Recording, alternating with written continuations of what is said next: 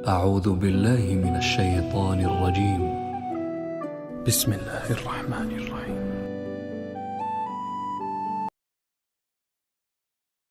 शुरू अल्लाह का नाम लेकर जो बड़ा मेहरबान निहायत रहम वाला है।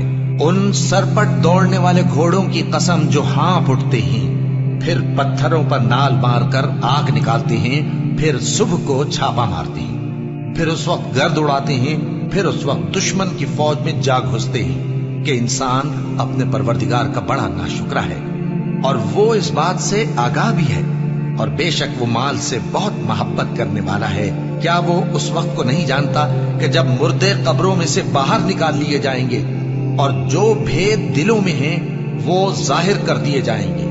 बेशक उनका परवरदिगार उस रोज उनसे खूब वाकिफ होगा।